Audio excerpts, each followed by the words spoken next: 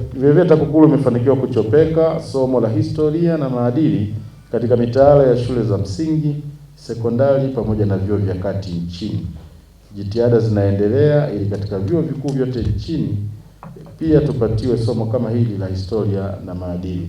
Na hii niwaeleze tu ndugu wageni waalikwa, tayari tumeshakutana na kufanya mazungumzo na wakuu wote wa vyuo vikuu vilivyopo nchini kwetu, na tumewaachia, bado wanaendelea kuchakata ile pendekezo letu. Tumefanya wasilisho ili kwamba tuingize kwenye mitaala yao somo la historia na maadili ya taifa letu, ili kwamba siku moja ndoto ya taasisi yetu na nchi kwa ujumla ya kuwa na Tanzania isiyokuwa na rushwa iweze kufikiwa. Kupitia hadhira hii ninatoa wito kwa shule zote za msingi, sekondari, vyuo na hata vikundi mbalimbali kama vikundi vya wazee, vikundi vya kina mama, vikundi vya waendesha bodaboda pamoja na vikundi vingine kadha wa kadha mkoani Mbeya na wilayani Rungwe ambao bado havijafungua klabu za wapinga rushwa. Tafadhalini fungueni klabu hizo, na sisi TAKUKURU tutazifikia klabu hizi ili kuwapatia elimu, ili kwa pamoja tushirikiane katika kuitokomeza rushwa. TAKUKURU inaamini kwamba tukiwaelimisha na kuhamasisha vijana na makundi mengine ya wadau kuichukia rushwa, tutalijenga taifa la wazalendo na wasioivumilia rushwa kabisa. Vile vile naendelea kutoa wito kwa viongozi wetu wa dini, vyama vya siasa, vyama vya kijamii na kila mdau aliyejumuika nasi leo hii, kwa pamoja tushiriki katika kuhamasisha wananchi kuvikataa vitendo vya rushwa. Taasisi ya kuzuia na kupambana na rushwa hivi karibuni imezindua mpango mkakati mpya wa TAKUKURU ambao ni wa miaka mitano ijao, yani mwaka 2026 2027 mpaka 2030-2031. Mpango mkakati huu ambao utakuwa ni wa sita katika historia ya uanzishwaji wa TAKUKURU umeanza kutumika rasmi Julai mosi mwaka 2026. Pamoja na mambo mengine, mpango mkakati huu unalenga kutuwezesha kuyafikia malengo yetu ya kuwa na Tanzania isiyo na rushwa, lakini pia kutuwezesha kuyafikia malengo ya dira ya taifa ya maendeleo ya mwaka 2050 inayolenga kujenga taifa jumuishi na lenye ustawi, la haki na linalojitegemea.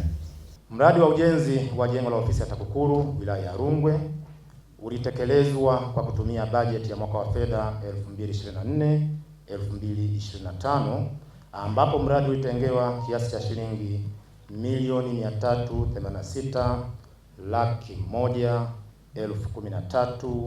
386,113,640 bila senti.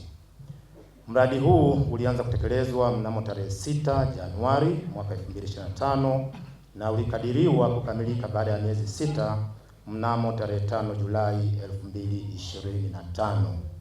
Ndugu mgeni rasmi, utekelezaji wa mradi huu ulifanyika kwa kuzingatia matakwa ya sheria za nchi yetu ikiwemo sheria ya manunuzi pamoja na kanuni zake.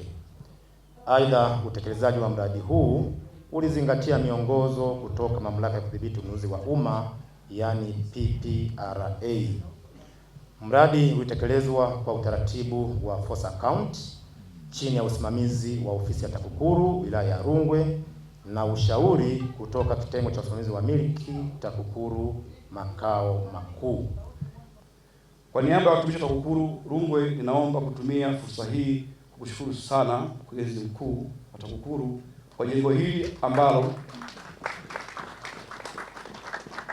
hili ambalo tangu tuanze kulitumia wananchi wa Rungwe wanatufikia kwa uhuru na wanapata huduma kwa karibu.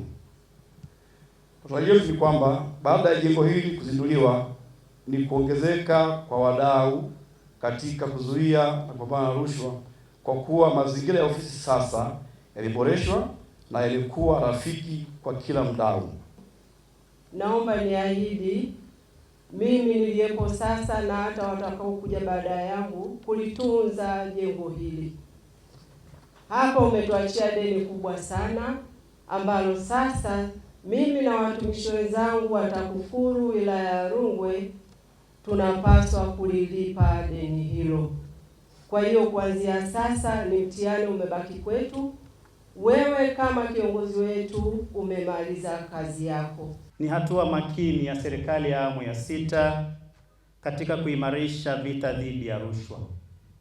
Rais wetu wa Jamhuri ya Muungano wa Tanzania, Daktari Samia Suluhu Hassan, Aliahidi kuwa serikali yake itaendelea kuimarisha taasisi ya kuzuia na kupambana na rushwa kibajeti na kimfumo, lakini pia alitoa kibali kwa TAKUKURU kuweza kuajiri watumishi wapya ili kuhakikisha kwamba majukumu yanatekelezwa ipasavyo. Amesema na ametekeleza, na tunaona jengo leo tukienda kulizindua jengo la TAKUKURU wilaya ya Rungwe.